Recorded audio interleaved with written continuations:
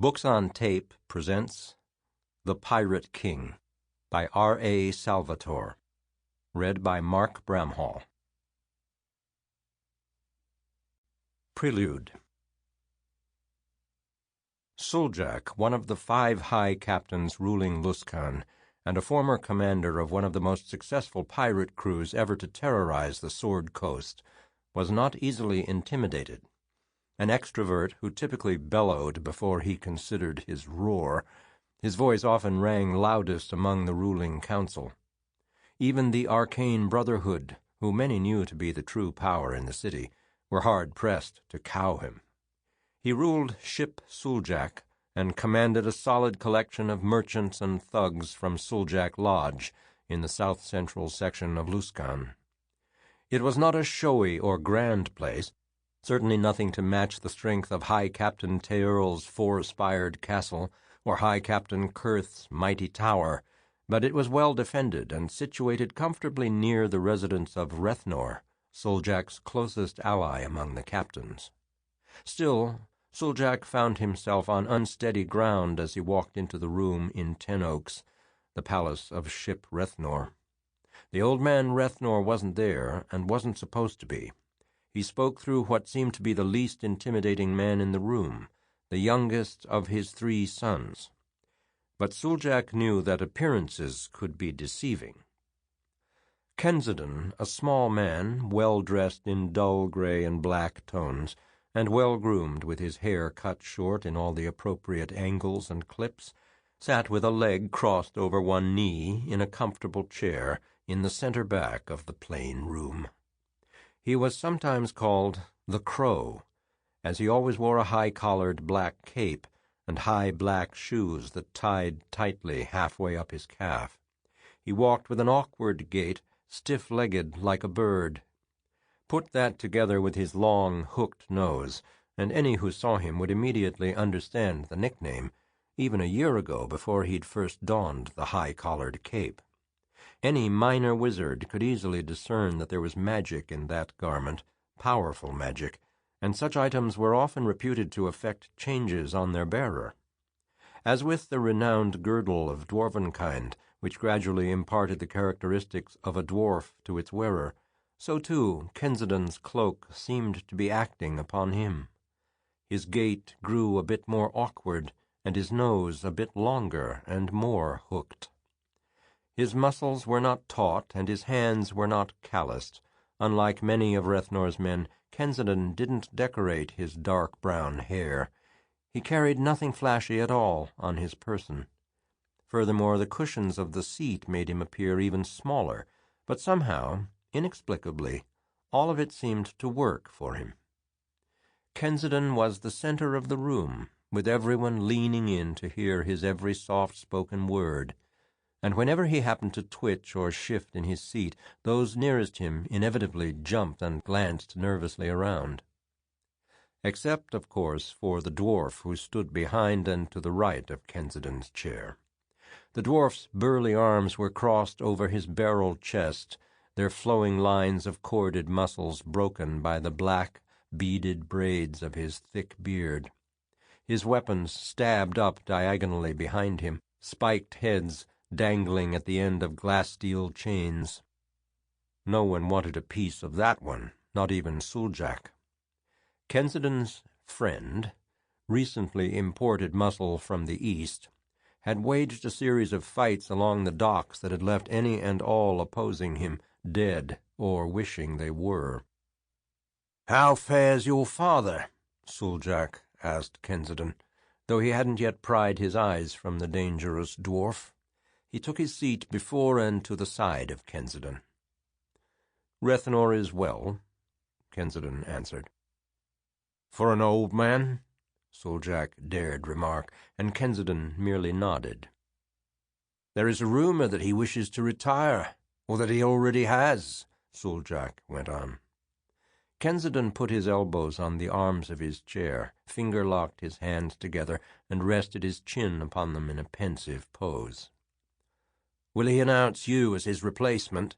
Suljak pressed. The younger man, barely past his mid-20s, chuckled a bit at that, and Suljak cleared his throat. "Would that eventuality displease you?" asked the crow. "You know me better than that," Suljak protested. "And what of the other three?" Suljak paused to consider that for a moment, then shrugged. "It's not unexpected. Welcomed? Perhaps, but with a wary eye turned your way. The high captains live well and don't wish to upset the balance." "Their ambition falls victim to success, you mean?" Again Suljak shrugged and said light-heartedly, "Isn't enough ever enough?" "No," Kensington answered simply, with blunt and brutal honesty, and once again Suljak found himself on shifting sands. Suljak glanced around at the many attendants, then dismissed his own. Kensington did likewise, except for his dwarf bodyguard. Suljak looked past the seated man sourly. "Speak freely," Kensington said. Suljak nodded toward the dwarf. "He's deaf," Kensington explained. "Can't hear a thing," the dwarf confirmed. Suljak shook his head.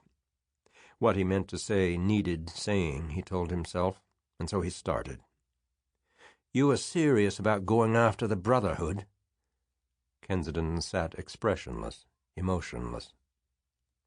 "There are more than 100 wizards who call the host tower home," Suljak announced. No response, not a whit. "Many of them archmages." "You presume that they speak and act with a singular mind," said Kensington finally. "Arcane holds them fast." "No one holds a wizard fast," Kensington replied. "Theirs is the most selfish and self-serving of professions. Some say that Grieth has cheated death itself." "Death is a patient opponent."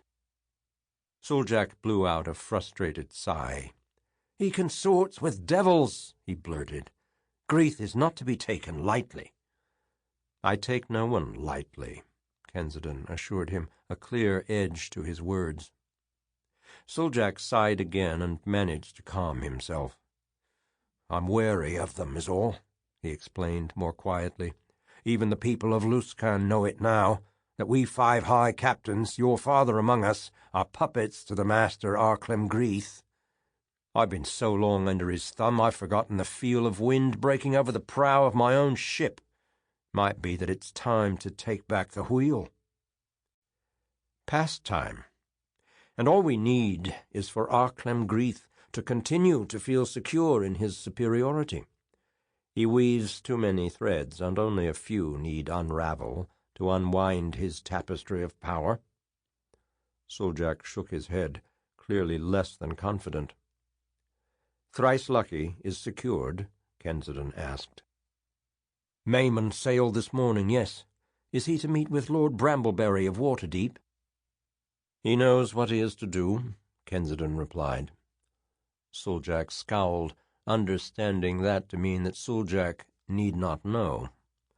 Secrecy was power, he understood, though he was far too emotional a thug to ever keep a secret for long. It hit Suljak then, and he looked at Kensington with even more respect, if that was possible. Secrecy was the weight of the man, the pull that had everyone constantly leaning toward him. Kensington had many pieces in play, and no one saw more than a few of them. That was Kensington's strength. Everyone around him stood on shifting sand, while he was rooted in bedrock. "So it's Deudermont, you say?" Suljak asked, determined to at least begin weaving the young man's threads into some sensible pattern. He shook his head at the irony of that possibility. "Sea Sprite's captain is a true hero of the people," Kensington replied. "Perhaps the only hero for the people of Luskan, who have no one to speak for them in the halls of power." Suljak smirked at the insult, reminding himself that if it were a barb aimed at him, then logic aimed it at Kensington's own father as well. "Deudermont is unbending in principle, and therein lies our opportunity," Kensington explained. Sample complete. Ready to continue?